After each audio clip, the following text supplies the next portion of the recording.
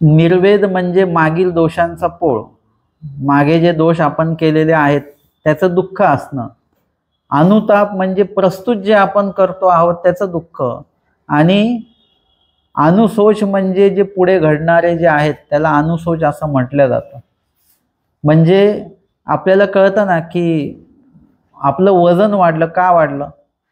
की मी मागे खूपच गोड आणि तेलकट खूप खाल्लं. म्हणजे मागे आपण ह्या चुका केलेल्या आहेत त्याचं दुःख. आता प्रस्तुत म्हणजे आजही आपण तेच खातोय, गोड तिखट तेलकट सगळं खातोय सगळं. म्हणजे आताही आपण चुकीचंच वागतोय आणि ही सवय माझी काही तुटतच नाही, म्हणजे पुढे पण असंच चालू राहणार. असं प्रकारचं दुःख आपल्याला तिन्ही काळामध्ये असं त्याचं विभागणी करता आला पाहिजे की आपलं जर का आत्ता स्मरण होत नाही, वचन पाठांतर होत नाही. वचन पाठांतर झालं पाहिजे बरं का. आपण उपदेश घेतो ना, तो उपदेश घेतो तर फक्त पंचनामच पाठ करतो. आम्हाला सगळी वचनं पाठ करायची, आपण दुसरंच काहीतरी वाचत राहतो. सगळी वचनं आपली पाठांतर झाली पाहिजे, त्याचे अर्थ पाठांतर झाले पाहिजे. त्याशिवाय महानुभाव तत्वज्ञान आपल्याला कळणार नाही. मग हे आपल्याला पाठांतर होत नाही, स्मरणाला उठणं होत नाही, स्मरण होत नाही किंवा वाचन होत नाही किंवा श्रवण होत नाही, आणि केलं तरी ते लक्षात राहत नाही. मग विशिष्ट वेळानं लक्षात येतं की सगळ्यांचं पाठ होतं, माझंच पाठ होत नाही. म्हणजे मी मागील जन्म शास्त्राला दिला नाही, देवाला दिला नाही, स्मरणाला दिला नाही. आज निरूपण आहे आणि मला अडथळे निर्माण होतात, म्हणजे मी आधी कोणाच्या तरी निरूपणात अडथळे आणलेले आहेत. माझं पाठांतर होत नाही म्हणजे मी कोणाच्या तरी पाठांतरामध्ये अडथळा निर्माण झालो म्हणून माझं ते पाठ होत नाही. म्हणजे हे दोष कधीचे आहेत? आधी मी केलेले आहेत म्हणून आज ते उभे ठाकले. हे निर्वेद झाला. अनुताप म्हणजे आजही प्रस्तुत देही सुद्धा मी असे दोष कितीतरी वेळा केलेले आहेत. स्नान करायला मी जातो आणि तिथे मोठ्याने जय करून विडा ठेवतो. काय होतं? तुम्हाला काय वाटतं? खूप मोठ्याने जय केलं की लगेच उत्तर दिशेला आवाज जाईल का?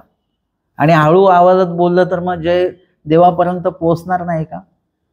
तुम्ही शांततेने जरी विडा ठेवला, जय न बोलता विधी बोला, संकल्प बोला आणि विडा ठेवा.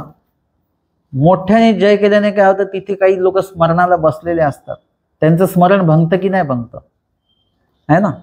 आता कधी कधी असं असतं की आपलं निरूपण चालू आहे आणि निरूपण चालू असताना उशिरा येणारे जे लोक असतात ते येतात आणि ते मोठ्याने दंडोत दंडोत दंडोत म्हणतात. आता निरूपण चालू आहे की नाही, मग अशा वेळेला आपला दंडोत करायचा आपण, पण तो कसा करायचा? तोंडात उच्चारण करा, तो तुम्हाला सुद्धा ऐकून आला पाहिजे. बस, म्हणजे तुम्ही मनापासून तो दंडवत केलेला आहे. त्याच्याने मोठ्याने बोललं तर काय होईल? निरूपणामध्ये अडथळा होऊ शकतो, होतो.